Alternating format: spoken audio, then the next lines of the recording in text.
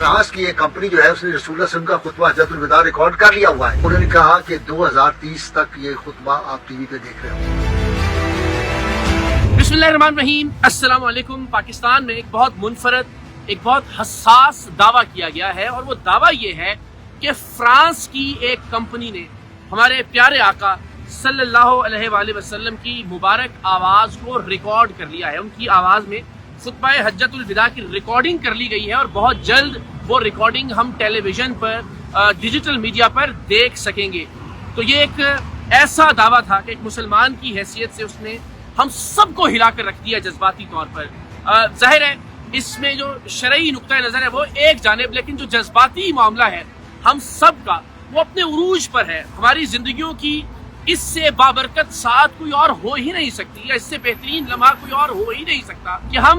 इस तरह की किसी चीज़ का तजर्बा करें जो हमारे प्यारे आका हज़रत मोहम्मद मुस्तफ़ा सल्लल्लाहु अलैहि वसल्लम के नामे नामी से मंसूब हो।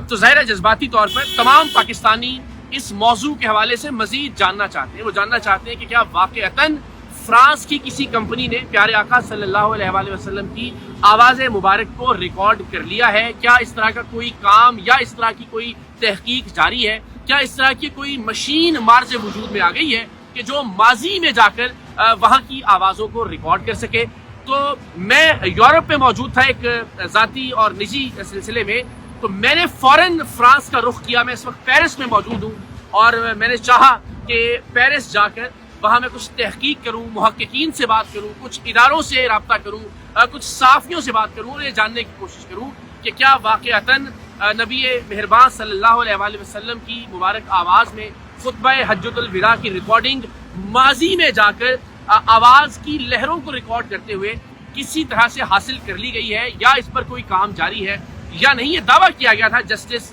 नज़ीर गाजी साहब की जानिब से एक इंटरव्यू में। फ्रांस की एक कंपनी जो है उसने रसूलुल्लाह सल्लल्लाहु अलैहि वसल्लम का खुतबा हज्जतुल विदा रिकॉर्ड कर लिया हुआ है। उन्होंने कहा कि 2030 तक ये खुतबा आप टीवी पे देख रहे हो। उसकी उन्होंने वजाहत भी दी,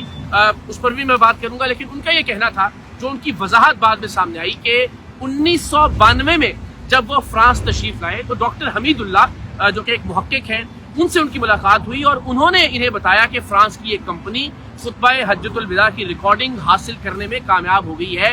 माजी में मौजूद आवाज़ की लहरों को रिकॉर्ड करने के जरिए। हमने जब यहाँ आकर कुछ तहकीक की और हमारी ख्वाहिश थी कि हम डॉक्टर हमीदुल्लाह साहब से मुलाकात करें, तो हमें मालूम हुआ कि डॉक्टर हमीदुल्लाह यहाँ फ्रांस के तहकीक के इदारे से मुंसलिक रहे, जो नेशनल इदारा बराए साइंसी तहकीक है उससे वाबस्ता रहे, लेकिन 2002 में अमरीकी रियासत फ्लोरिडा में उनका इंतकाल हो चुका था। तो ज़ाहिर है ये वाक़या 2002 से पहले का है और उसकी वजाहत भी जस्टिस नज़ीर गाजी साहब ने फरमा दी और वजाहत ये थी कि 1992 में डॉक्टर हमीदुल्लाह ने उनसे ये बात शेयर की थी। तो हमने फ्रांस में मुहक्किकीन से बात करके, यहाँ मुख्तलिफ इदारों से रब्ता करके, मुख्तलिफ सहाफ़ियों से बात करके जो तहकीकात की हैं, जो मालूमात हासिल की हैं, उनके मुताबिक क्या वाक़अतन आकाए नामदार हज़रत मोहम्मद मुस्तफ़ा सल्लल्लाहु अलैहि वसल्लम की मुबारक आवाज़ को रिकॉर्ड कर लिया गया है? क्या ऐसा हो रहा है? क्या ऐसा हो सकता है? और अगर ऐसा हो रहा है तो फ्रांस ही की किसी कंपनी ने इसका इंतखाब क्यों किया? और अगर फ्रांस की किसी कंपनी ने माजी में आवाज़ों को रिकॉर्ड करने का हुनर हासिल कर ही लिया है या ऐसी कोई मशीन ईजाद कर ही ली है, तो सवाल ही पैदा होता है कि उनका पहला इंतखाब खुतबा हज्जतुल विदा क्यों है? इस हवाले से बहुत सारे सवालात थे जो जवाब तलब थे, जिनके जवाब हमने यहाँ पे हासिल करने की कोशिश की है। क्या वाक़अतन हम आने वाले कुछ महीनों में, आने वाले कुछ हफ्तों में, आने वाले कुछ सालों में प्यारे आका सल्लल्लाहु अलैहि वसल्लम की आवाज़ सुन सकेंगे? अगर सुन सकेंगे तो क्या वो आवाज़ मुसद्दक़ा होगी? इस बात की क्या गारंटी होगी कि वो आवाज़ जो मंसूब की जा रही है हमारे प्यारे आका सरवर कायनात हज़रत मोहम्मद मुस्तफ़ा सल्लल्लाहु अलैहि वसल्लम से, वो उन्हीं की आवाज़ है? और फिर फ्रांस जहाँ पर बहुत सारे सवालात हैं मजहबी दिल आज़ारियों को लेकर, यहाँ हम जानते हैं कि हिजाब पर पाबंदी के हवाले से बहुत सारे मामलात हैं जिन पर तनकीद की जाती रही है, यहाँ तौहीन आमेज़ खाकों के हवाले से। तो क्या ऐसा मुल्क या ऐसी नेशन, उसकी जानिब से आने वाली कोई आवाज़ के जिनको मंसूब किया जाए, क्या हम तस्लीम कर लेंगे कि वो वाक़अतन खुतबा हज्जतुल विदा की आवाज़ है? तो जनाब इस पर जो मेरी तहकीक है उसके हवाले से भी आपको आगाह करेंगे। लेकिन मैं बहुत शुक्रगुजार हूँ हमारे साथ अयाज महमूद साहब, जो पिछले 11-12 برس سے یہاں پیرس میں فرانس میں جرنلزم کر رہے ہیں. پاکستان سے ان کا تعلق ہے لیکن تقریباً 12 برس سے یہاں صحافت کر رہے ہیں. تو میں ان کو شکریہ ایاز بھائی, thank you so much. Please اگر آپ تشریف لائیے. تھوڑا سا ذرا ہم لاؤڈ ہوں گے کیونکہ ظاہر ہم چونکہ اس نیت سے یہاں نہیں آئے تھے کہ کیمرہ اور مائک ہوتا, لیکن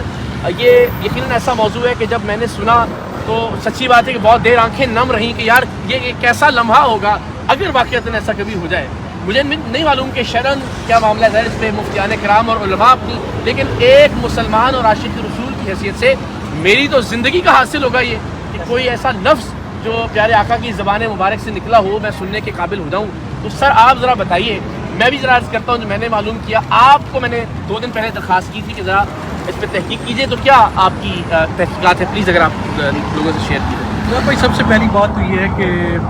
فرانس میں آپ نے جب مجھے یہ اس حوالے سے بتایا تو میں نے اس کے حوالے سے کافی تحقیقات کی, چاہے مذہبی اسکالرس ہیں ان سے ملاقات کی, ان سے ٹیلیفون پہ بات کی,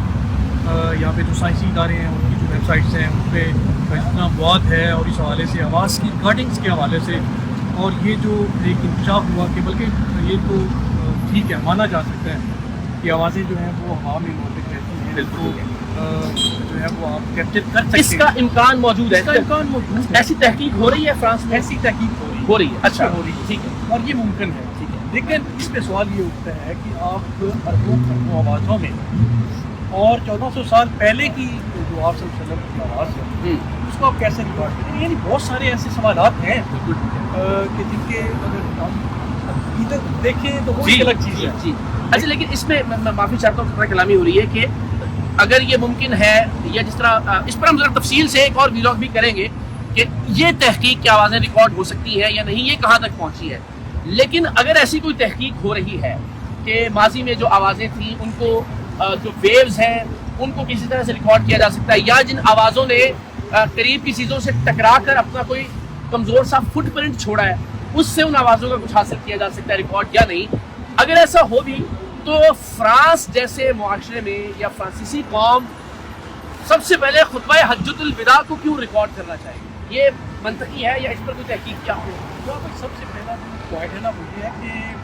اتنے لمبے عرصے تک آپ کی جو آوازیں ہیں نا ان کو کیپچر کرنے کا ابھی تک کوئی جو ہے نا وہ یہاں پہ سامنے نہیں آیا. کہیں سے کوئی ایسے شوار نہیں ہے کہ 1400 سال پہلے کی آوازیں جو ہیں ان کو کیپچر کیا جا سکے. چلے آپ جو ہے وہ قریب میں جا کے ٹھیک ہے اس تک تو ٹھیک ہے, بالکل ذہن بھی مانتا ہے اور سارا ممکن کے امکان بھی ہے. لیکن آپ کہیں کہ 1400 سال پہلے کی آوازیں اور اربوں آوازوں کے درمیان میں ایک ہی خطبہ حجۃ الوداع کو ریکارڈ کر لینا اور آپ صلی اللہ علیہ وسلم کی آواز کو ریکارڈ کر لینا, تو